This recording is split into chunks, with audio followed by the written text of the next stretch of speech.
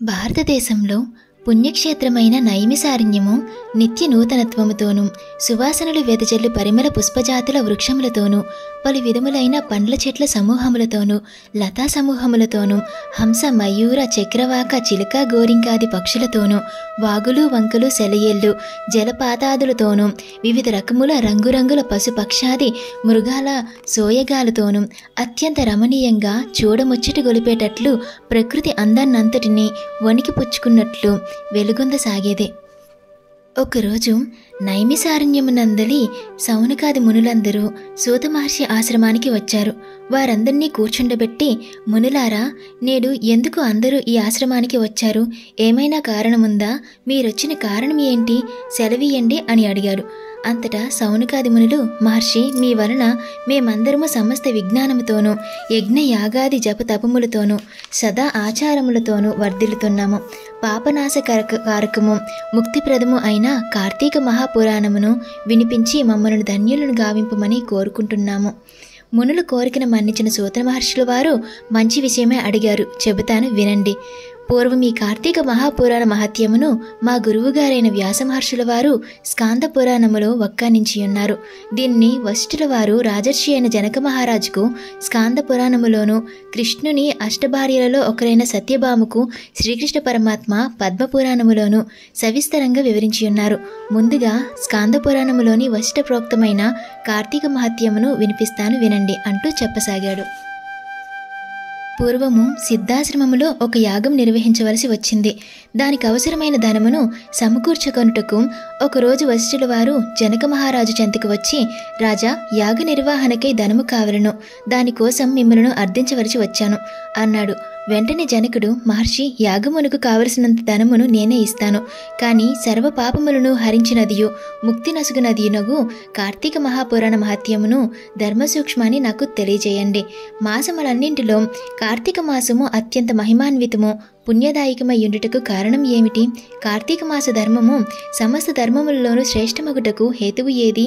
కార్తీక మాసానికి ఇంతటి ప్రాముఖ్యత ఎలా వచ్చింది? ఈ కార్తీక మాస వ్రతము ఉత్కృష్ట ధర్మంగా ఎలా పరిగణించబడింది అని అడిగాడు. అప్పుడు వశిష్ఠుల వారు, జనకరాజా, ఎంతో పుణ్యం చేసుకుంటే కానీ ఉత్కృష్ట ధర్మమైన కార్తీక మాస ధర్మమును వినాలనే కోరిక జనించదు. సర్వ పాపహరము ముక్తిదాయకమైన కార్తీక పురాణాన్ని వినాలనే కోరిక నీ పూర్వజన్మ సుకృతం వల్లే కలిగినది. మానవ శ్రేయస్సే కాక సకల చరాచర జీవరాశి శ్రేయస్సు కోసం నీవడిగిన సంగతులన్నీ చెబుతాను విను. ఓ రాజా, కార్తీక మాసంలో సూర్యుడు తులా సంక్రమంలో ఉంటాడు. ఆ సమయంలో సహృదయంతో చేసే దాన స్నాన జప పూజాదులు విశేష ఫలితాన్నిస్తాయి. ఈ కార్తీక వ్రతాన్ని తులా సంక్రమణము మొదటి నుండి గాని శుద్ధ పాడ్యం నుండి గాని ప్రారంభించాలి. కార్తీక దామోదరుణ్ణి ఈ కార్తీక వ్రతాన్ని నిర్విఘ్నంగా పూర్తి అయినట్లు దీవించుము తండ్రి అని నమస్కరించుకొని సంకల్పం చేసుకొని ఈ వ్రతాన్ని ప్రారంభించాలి. ఈ కార్తీక మాసంలో కావేరీ నదిలో స్నానం చేసిన వారి పుణ్యం చెప్పనలివి కాదు. సూర్యుడు తులారాశి యందు ప్రవేశించగానే సమస్త నదీ నదుల యందు నీరు గంగా నదితో సమానం అవుతుంది. ఎప్పుడైతే నాపి కూప తాటకాది సమస్త జలాశయాలలోని జలము గంగా తీర్థమైపోతుందో అప్పుడు విష్ణువు అంతటా అనగా అన్ని జలములలోనూ వ్యాపించి ఉంటాడు. ప్రతివారు హరిధ్యానయుతులై శుచి అయి కాలు చేతులు కడుక్కొని ఆచమించి మొలలోత నీళ్లలో నిలబడి స్నానము చేయాలి. పిమ్మట దేవతలకు పితృదేవతలకు ఋషులకు తర్పణం వదలాలి. ఆ తరువాత ఆగమర్శన మంత్ర జపంతో నీటిని బొటన వేలుతో కలిపి 3 దోసుల నీటిని గట్టుపై పోయాలి. గట్టు మీదకి రాగానే తాను కట్టుకున్న బట్టల కొనచెంగు పిండాలి. దీనినే యక్ష తర్పణం అంటారు.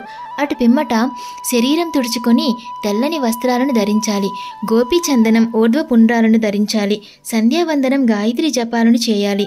పిమ్మట ఔపాసనం చేసి చక్కటి పుష్పాలతో శంఖచక్రధారి అయిన శ్రీ మహావిష్ణువును సాలగ్రామం నందు భక్తి శ్రద్ధలతో షోడశోపచారములతో పూజించాలి. పిమ్మట కార్తీక పురాణమును పఠించుట కానీ వినటం కానీ చేయాలి. ఇంటికి చేరి దేవతార్చన చేసి పిదప భుజించాలి. మరలా పురాణ కాలక్షేపం చేయాలి. ఇంకా సాయంకాలం మందు శివాలయంలో కానీ విష్ణువాలయంలో కానీ యథాశక్తి దీపాలను వెలిగించాలి. స్వామివారిని ఆరాధించి పదార్థములన్నింటినీ నివేదించి శ్రీహరిని స్తుతించుకోవాలి. ఈ కార్తీక మాసం అంతా ఈ విధంగా చేసిన వారు జన్మరాహిత్యం నుండి వైకుంఠాన్ని చేరుతారు. జన్మ జన్మాంతర పాపాలన్నీ పటాపంచలైపోతాయి. ఎవరైనా ఈ వ్రతాన్ని ఆచరించవచ్చును. దీనికి వయోభేదం కానీ వర్ణ వివక్షత కానీ లేదు. వారు వీరని కాక అందరూ దీనిని ఆచరించి ముక్తి నొందవచ్చు. ఈ వ్రతాన్ని ఆచరించలేని వారు ఇతరులు చేస్తుండగా చూసినా సరే వారి వారి పాపాలన్నీ హరించుకొని పోతాయి. 1వ అధ్యాయం సమాప్తం.